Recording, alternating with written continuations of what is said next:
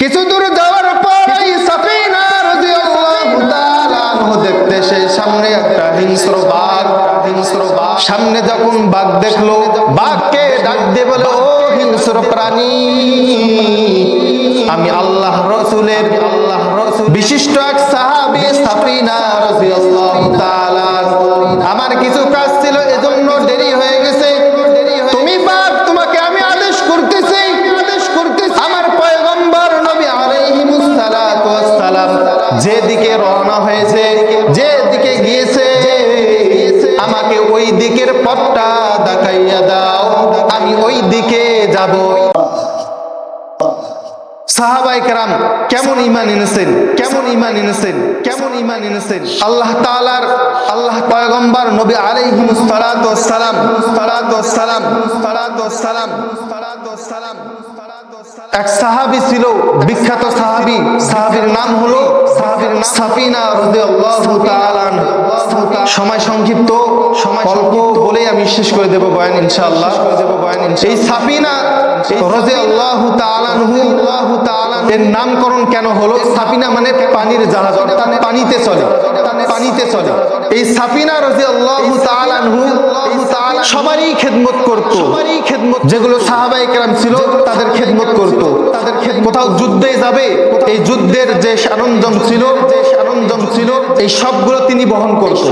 তো একদিন এই যুদ্ধে যাবে এমন তো অবস্থায় সাফিনা রাদিয়াল্লাহু তাআলা আনহু দেরি হয়ে গেল। এরকম ভাবে যুদ্ধের মধ্যে রওনা হয়েছে। সাহাবায়ে কেরামরা কিছু দূর অগ্রবর্তী হয়ে গেছে, কিছু দূরে এগিয়ে যাওয়ার পর পিছনে পড়ে গেছে সাফিনা রাদিয়াল্লাহু তাআলা। জঙ্গলার ভিতর দিয়ে চলতেছে, কিছু দূর যাওয়ার পর সাফিনা রাদিয়াল্লাহু তাআলা দেখতেছে সামনে একটা হিংস্র বাঘ। সামনে যখন বাঘ দেখলো, বাঘকে ডাক দিয়ে বলে, ও হিংস্র প্রাণী, আমি আল্লাহ রাসূলের বিশিষ্ট এক সাহাবী সাফিনা রাদিয়াল্লাহু তাআলা, আমার কিছু কাজ ছিল এজন্য দেরি হয়ে গেছে।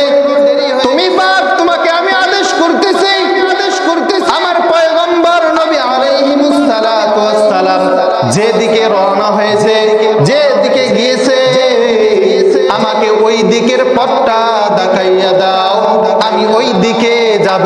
তখন বনের হিংস্র প্রাণী বাঘ তার লেজটা নড়াইয়া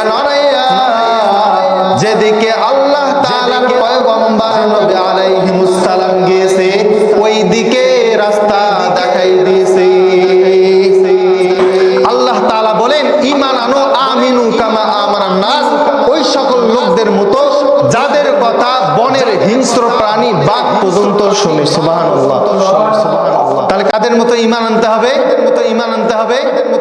যাদের আল্লাহ তাআলা বলতেছেন সূরা বাকারার 11 নম্বর আয়াতে, আমিনু কামা আমানান নাস।